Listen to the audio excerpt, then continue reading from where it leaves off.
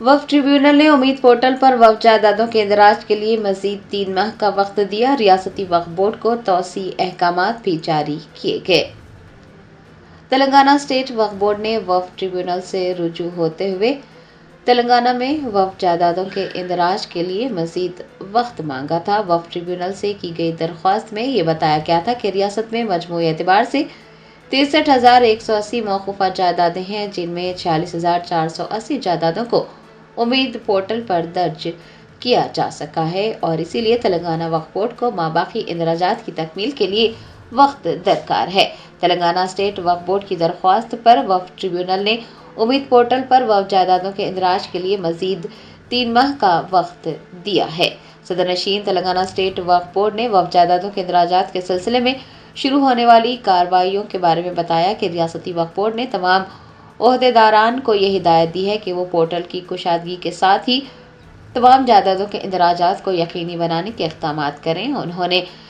Tribunal से रुजू होते हुए जो अहकामात हासिल किए हैं उसके बाद रियासत में मौजूद वक्फ जायदादों के तहफ़्फ़ुज़ में बड़ी कामयाबी हासिल होने की तवक्को जताई है। सदर नशीन वक्फ बोर्ड ने ट्रिब्यूनल के फैसले का खैर मकदम भी किया है। भी जो है वो एकदम बहुत अलग अलग जगहों पे स्कैटर्ड है, रेवेन्यू में है, कहीं एंडोमेंट डिपार्टमेंट में और कहीं और ऐसे डिपार्टमेंट, तो उसमें एक साथ करना इतना आसान काम नहीं होता और जो 6 महीने के टाइम में इतना बड़ा वक्फ बोर्ड का जो काम है हो नहीं सकता। तो यहाँ पे मैं हमारे ऑनरेबल सीएम साहब रेवंत रेड्डी साहब का भी बहुत बहुत शुक्रिया अदा करूँगा, क्योंकि उन्होंने पीएम को भी लेटर लिखा था, फिर मिनिस्ट्री को भी लेटर लिखा था, बट लेकिन वहाँ पे उसके ऊपर कोई ज़्यादा वो लोग वो आंसर जवाब नहीं दिए। बट लेकिन हमने हमारी तरफ से, मैंने भी लिखा और हमारी तरफ से पूरी कोशिश हुई कि उम्मीद पोर्टल तो जल्द से जल्द हम उसको कंप्लीट करें। और ये भी है कि एक्सटेंशन तो हमको वहाँ पे मिला नहीं था, बट सुप्रीम कोर्ट ने, जब सुप्रीम कोर्ट में अप्रोच हुए तो सुप्रीम कोर्ट ने भी कहा कि ठीक है, हम तो कोई, उन्होंने परमिशन ग्रांट नहीं किया, बट लेकिन कहा है कि आप जो भी अपील है आपके वक्फ ट्रिब्यूनल पे आप कर सकते। तो हम वक्फ ट्रिब्यूनल में गए और वहाँ पे हमको 3 महीने का एक्सटेंशन मिला और वक्फ ट्रिब्यूनल ने भी ये भी कहा है कि ये पोर्टल को खोलना चाहिए इमीडिएटली, और हम उसी वजह से हम करें। ये थोड़ा सा मुझे बताना था और यहाँ पे इसी वजह से थोड़ा लेट डिले हुआ, बट लेकिन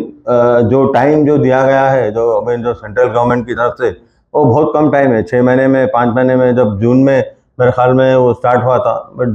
जून के बाद 6 महीने 5 महीने में कहीं पे भी करना, और कहीं पे आप पूरे हिंदुस्तान में भी अगर जाएंगे, जो उम्मीद पोर्टल है वहाँ पे कोई भी पूरा कंप्लीट नहीं कर सके। बट लेकिन हमने पूरी कोशिश की, जहाँ तक कि मैं, देखिए आपको वो भी बताऊंगा, यहाँ पे टोटल जो प्रॉपर्टीज़ है 63,180 है और उसमें से 46,480 हो चुके हैं और बैलेंस 16,700 है। इसी वजह से जब पोर्टल बंद हो गया तो हमारा बैलेंस आ गया था यहाँ पे, और 70% हम ऑलरेडी काम कंप्लीट हो चुके हैं, क्योंकि ये कई प्रोसेस से जाता है, मेकर होता है, फिर चेकर होता है, फिर अप्रूवर होता है, तो तीन प्रोसेस से जाता है, तो यहाँ पे टाइम लगता है। बाद वक्त मोस्टली टाइम जहाँ पे लगता है वहाँ पे अप्रूवर में और चेकर में ही थोड़ा सा टाइम लगता है, बट लेकिन मेकर तो आप आराम से कर देते हैं। बट लेकिन मैं यहाँ पे जितने भी लोग बैठे हुए, फ़हीम भाई ने भी आपने बहुत कोशिश की, फ़हीम भाई आपका बहुत बहुत शुक्रिया, खुसरो भाई ने भी बहुत कोशिश की, हमारे सेक्रेटरी साहब ने भी कोशिश की, और यहाँ पे एडवाइज़र साहब है नहीं, शब्बीर अली साहब, बट उन्होंने भी बहुत कोशिश करके हम लोग ने एक्सटेंशन लिया है वक्फ ट्रिब्यूनल से। तो मुझे यही बताना था, और अगर आपके हमें अगर क्वेश्चन है, और फ़हीम भाई बात करेंगे उसके बाद में, अगर आप कोई क्वेश्चन है तो उसमें हम लोग आंसर दे सकते हैं।